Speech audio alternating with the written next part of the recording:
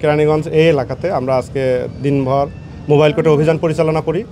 আমরা এখন পর্যন্ত 10টি ভবনে অভিযান পরিচালনা করেছি এবং অত্যন্ত দুঃখের বিষয় যে কোনো ভবন মালিকই আসলে তাদের রাজুক অনুমোদিত যে প্ল্যান থাকার কথা সেটি প্রদর্শন করতে পারেনি।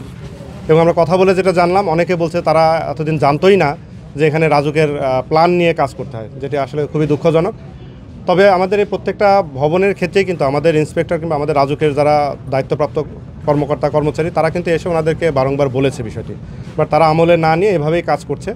তো আমরা তাদের শাস্তি হিসেবে প্রত্যেকটা ভবনের বৈদ্যুতিক সংযোগ বিচ্ছিন্ন করে আমরা মিটারগুলো জব্দ করেছি। যেখানে মালিক পক্ষকে উপস্থিত পেয়েছি সেখানে আমরা তাদের কাছ থেকে অঙ্গীকারনামা নিয়েছি যে তারা পরবর্তীতে রাজুক থেকে অনুমোদিত প্ল্যান ব্যতীত কোনোভাবেই কাজ করবে না। বসুন্ধরা টিস্যু, অশুদ্ধতার বিরুদ্ধে এক বিন্দুও ছাড় নয়। এরপরে যদি তারা আমাদের আদেশকে অমান্য করে পরবর্তীতে কাজ করতে যায় তাহলে আমাদের মোবাইল কোর্ট আইনে যেটা জেল এবং জরিমানার বিধান আছে আমরা সেটি আরোপ করব। আর সেই সঙ্গে এই এলাকার আমাদের অনেকেই, যেহেতু আসলে এখানে অভিযান বোধহয় আমাদের খুব কম হয়, তো এই এলাকায় অনেকে উৎসুক জনতা আছে যারা আমাদের এই অভিযান তারা দেখছে।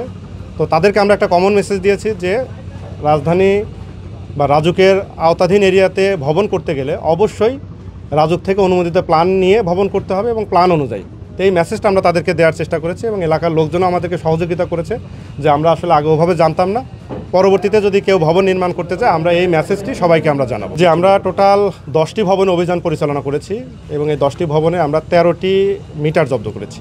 আর এই 10টি ভবনের যেখানে আমরা মালিক পক্ষকে পেয়েছি বা যেটি রাস্তার মধ্যে চলে এসেছে এরকম আমরা 4-5টি ভবনের আংশিক আমরা অপসারণ করেছি, আর বাকি অংশ তারা নিজ দায়িত্বে অপসারণ করবে বলে আমাদেরকে অঙ্গীকারনামা প্রদান করেছে।